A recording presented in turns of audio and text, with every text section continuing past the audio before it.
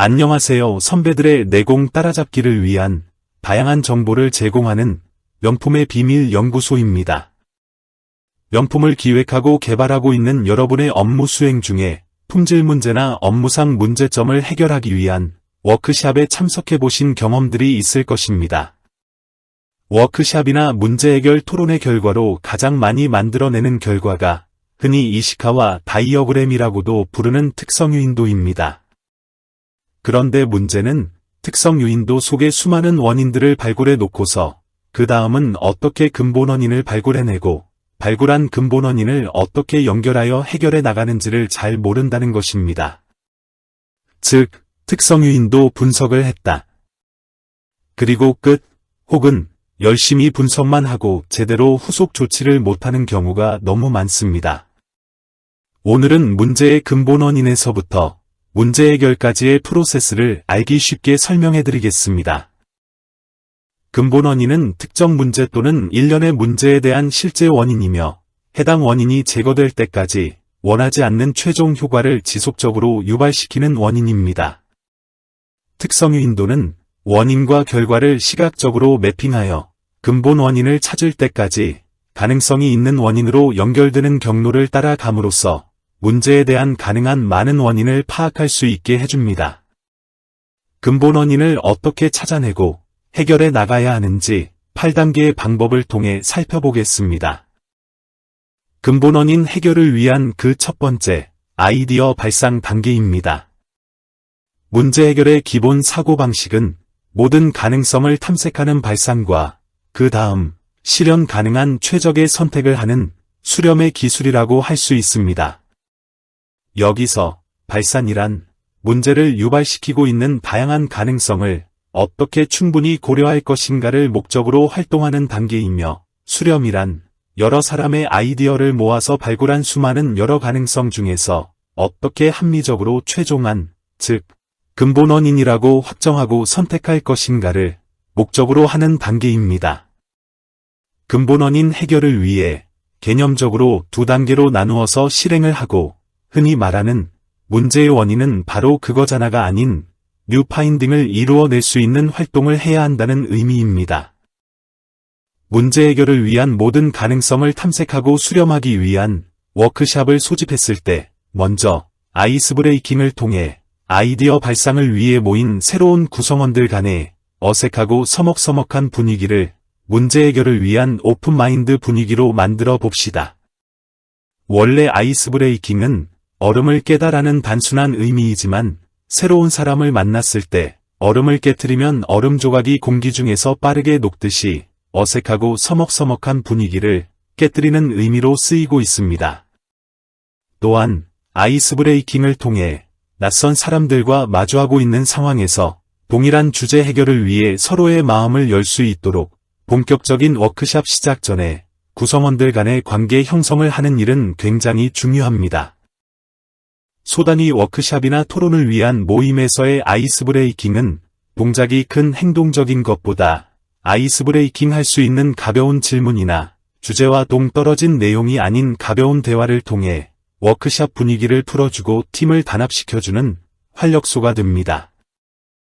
아이스 브레이킹으로 토론할 분위기가 되면 창조적인 아이디어를 창출하기 위해 아이디어가 회오리 바람을 일으킨다는 뜻의 브레인스토밍을 실시하여 여러 사람들의 장점을 가진 아이디어를 수집합니다. 많은 경우 브레인스토밍에 실패하는데 1941년 브레인스토밍이라는 개념을 발명한 광고 천재 알렉스 오즈번은 효과적인 브레인스토밍을 위한 4가지 필수 원칙을 이렇게 정리했습니다. 먼저, 자유롭게 발언하는 원칙입니다. 터무니없는 아이디어일수록 뉴 파인딩을 할 수 있는 좋은 기회이므로 더 환영해야 합니다. 다음 원칙은 다른 사람의 발언을 비판하지 않도록 사전에 공지를 해야 합니다. 부정적 판단은 나중에 전체 토론 시간으로 보류합니다. 다음 원칙은 질보다 양을 중요하게 생각하는 것입니다. 아이디어가 많을수록 유용한 아이디어가 발굴될 가능성이 높기 때문입니다. 마지막으로 조합과 개선을 추구하는 것입니다. 다른 사람의 아이디어에 대해 새로운 아이디어 덧붙이기와 도출된 아이디어를 결합하여 새로운 아이디어를 많이 제안하도록 진행합니다. 브레인스토밍을 통해 더 이상 나올 것이 없다고 생각한 시점에서 한 발 더 나가야 합니다. 자신을 비우는 용기를 내야만 새로움으로 다시 채울 수 있습니다. 아이디어 발상이 다양하고 토론 분위기가 활성화되어 잘 진행되면 만족스럽겠지만 대부분 토론 문화가 부족한 우리나라의 현실을 고려하면 브레인라이팅도 브레인스토밍 대신에 실시할 수 있는 아주 좋은 접근 방법입니다.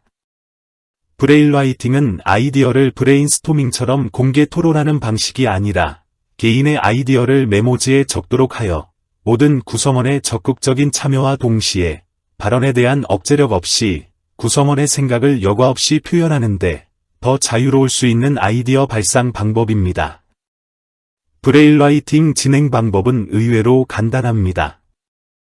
기본적으로 6명 단위로 아이디어 발상을 하는데 첫 단계는 참석자 모두가 동시에 포스트잇과 같은 메모지 3장의 아이디어 3개를 5분 이내에 맨 위쪽에 기록하는 것입니다. 5분이 지나면 아이디어를 기록한 메모지를 오른쪽 사람에게 전달합니다. 그러면 전달받은 메모지에 자신의 아이디어 한 가지씩을 추가로 기록합니다. 이렇게 원턴하여 메모지가 원작성자에게 되돌아오면 중지하는데 기본적으로 6명 단위로 실시하므로 30분에 180개 아이디어를 발상할 수 있는 아주 좋은 방법입니다. 워크샵 주관자가 판단하기에 아이디어가 충분히 발상되었다고 생각되면 이제 참가자의 아이디어를 정리하고 공통주제를 식별하여 유사한 아이디어끼리 묶어 주어야 합니다. 이 방법은 어피니티 그룹핑이라고 하는 친화도법입니다. 친화도법은 브레인스토밍이나 브레인라이팅의 결과로 얻어진 정량적 아이디어를 작은 그룹으로 만들고 그 그룹들을 특정 주제나 문제와 관련된 분류와 해당 분류의 하위 분류로 구분하는 귀납적 방법입니다. 친화도법을 진행하는 방법은 먼저 관련이 있는 것으로 보이는 아이디어끼리 모아줍니다. 그룹을 구성할 때도 아이디어를 추가할 수 있습니다. 그룹핑 개수는 4개에서 6개 정도 그룹으로 정리해줍니다. 그리고 그룹핑 중에 논쟁의 여지가 있는 아이디어가 있으면 따로 보관해두고 나중에 토론에서 위치를 지정하거나 폐기합니다. 1차적인 그룹핑이 마무리되면 그룹별로 정리된 아이디어에 대해 집중 토론을 실시합니다. 그리고 짧은 설명문을 만들어서 그룹의 제목으로 사용합니다. 토론 중 합의로 특정 항목을 병합하거나 이동시킬 수 있으며 정해진 그룹의 제목을 사용하여 새로운 아이디어 포착을 위한 추가적인 브레인스토밍을 고려해 볼 수 있습니다. 아이디어 발상과 그룹별로 정리가 완료되면 아이디어들을 이용하여 특성유 인도를 구성합니다. 특성유 인도는 문제의 원인을 철저히 검토하는데 도움이 되는 그래픽 도구입니다. 주요 이점은 가장 명백한 문제가 아니라 문제에 가능한 모든 원인을 고려하도록 유도한다는 것입니다. 먼저 화이트보드의 중앙을 가로지르는 긴 1차 화살표 직선을 긋고 그 오른쪽 끝에 Y에 해당되는 특성이나 해결해야 할 문제점을 기록합니다. 그런 다음 앞에서 분류한 특정 특성에 영향을 주는 원인들을 카테고리별로 화살표를 사용하여 추가하고 그룹핑의 설명문을 제목으로 적어 넣습니다.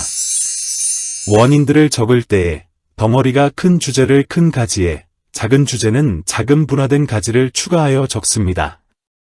일반적으로 여기까지가 특성유 인도를 만드는 방법이며 여기까지 실시하고 나서 특성유 인도는 그냥 프로젝트의 유물로 변하고 컴퓨터 속의 파일로 저장되어 개선 현장에서 사라져 버립니다.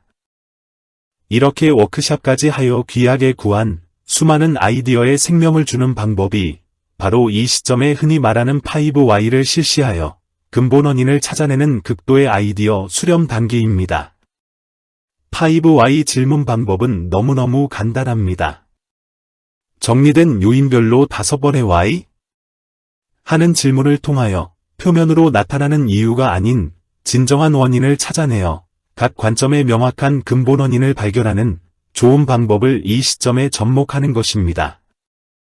5Y 질문은 왜 5번이냐 하는 논란도 있지만 일반적으로 근본 원인에 도달하는 데는 5번의 꼬리를 무는 질문으로 충분합니다.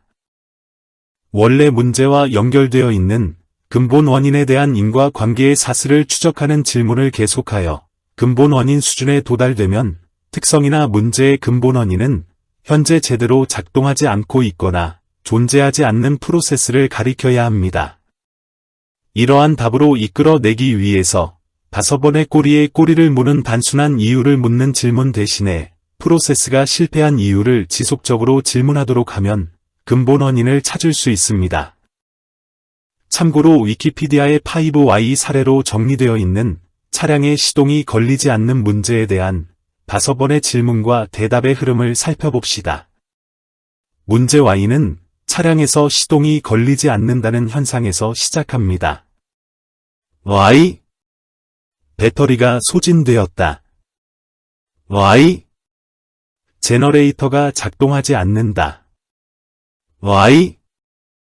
제너레이터 벨트가 끊어졌다. Y. 벨트의 사용 수명이 훨씬 지났고 교체되지 않았다. Y. 차량이 권장 서비스 일정에 따라 유지 관리되지 않았다.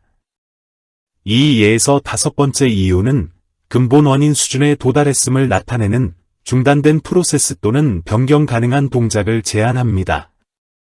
즉, 마지막 대답은 프로세스를 가리킵니다. 이것은 5Y 접근 방식에서 가장 중요한 측면 중 하나입니다. 실제 근본 원인은 제대로 작동하지 않거나 존재하지 않는 프로세스를 가리켜야 합니다. 일반적으로 진행자는 5Y에 대한 답변으로 시간 부족, 투자 부족 또는 리소스 부족과 같은 구태의연한 답변을 듣는 경우가 많습니다. 이러한 대답은 사실일 수 있지만 우리가 통제할 수 없습니다. 그러므로 이유를 묻는 대신에 프로세스가 실패한 이유를 물어보십시오. 1차적으로 작성한 특성 윈도를 바탕으로 5Y 질문의 결과로 찾아낸 근본 원인인 프로세스가 실패한 이유인 CTQ를 특성 윈도의 마지막 가지로 추가로 그려 넣어서 2차 특성 윈도를 완성합니다. 문제 Y의 복잡성과 중요성에 따라 가장 가능성이 높은 원인을 추가로 조사할 수 있지만 일반적으로 적색 포인트로 추가한 근본 원인 X들이 반드시 개선해야 할 내용인 CTQ가 되며 추가적으로 통계적 검증이나 실험이 필요한 경우도 있습니다. 우리가 찾고자 하는 문제나 특성에 대한 근본 원인들을 찾았다면 선정한 CTQ에 대해 구체적인 실행 방법 및 가능성을 확인하고 개선 효과가 높고 즉시 실천할 수 있는 대책을 선정하여 우선적으로 실행하여야 합니다. 개선 속도가 바로 비용이기 때문입니다. 문제 해결 수행 중에 맞닥뜨리는 선택의 과정에서 활용할 수 있는 기법으로 페이오프 매트릭스, 즉 비용 효과 분석이 있습니다. 실행하는 방법은 CTQ에 대해 1개에서 3가지 정도의 수행할 대책을 먼저 수립합니다. 그런 다음 수립한 대책에 대한 효과 순위에 따라 L, M, H로 지정하고 각 대책을 구현하기 위한 구체적 실행 방법을 정리합니다. 그리고 나서 각 구체적 실행 방법에 대한 시간과 비용 측면의 실행 가능성에 대한 우선순위로 L, M, H로 지정하고 높은 가능성이 있는 구체적 실행 방법부터 근본 원인에 대한 개선으로 적용합니다. 오늘 설명드린 내용을 간단히 요약 정리해 드리겠습니다. 문제 해결의 기본 사고방식은 모든 가능성을 탐색하는 발상과 실현 가능한 최적의 선택을 하는 수렴의 기술입니다. 먼저 발산 단계인 아이디어 발상을 위해서 아이스 브레이킹을 통해 주제 해결을 위한 오픈 마인드 분위기로 만듭니다. 다음, 브레인스토밍을 통해 여러 사람들의 장점을 가진 아이디어를 수집합니다. 그런 다음, 구성원의 생각을 표현하는데 더 자유로운 브레인라이팅으로 아이디어를 수집합니다. 마지막으로 참가자의 아이디어를 정리하고 공통주제를 식별하여 유사한 아이디어끼리 묶어줍니다. 다음은 수렴 단계로서 근본원인 도출을 위해 특성 윈도를 사용하여 카테고리별로 정리한 아이디어들을 도식화해 줍니다. 정리된 카테고리별로 5Y 질문을 통하여 정리된 원인별로 각 관점의 명확한 근본 원인을 발견할 수 있습니다. 마지막으로 근본 원인인 프로세스가 실패한 이유, 즉 CTQ를 특성 윈도에 추가하여 2차 특성 윈도를 완성합니다. 근본 원인 도출이 완료되면 개선 대책 수립 및 실행 단계로 구체적 실행 방법, 가능성, 효과가 높고 즉시 실천 가능한 대책을 선정한 다음 개선을 실행에 옮깁니다. 오늘 내용이 명품을 기획하고 계신 여러분께 도움이 되셨다면 구독, 좋아요 버튼을 꼭 눌러주시고 알람 설정도 부탁드립니다. 직장 선배들의 내공을 따라잡을 수 있는 더욱 좋은 명품의 비밀 에피소드로 보답하겠습니다. 지금까지 시청해 주셔서 감사합니다.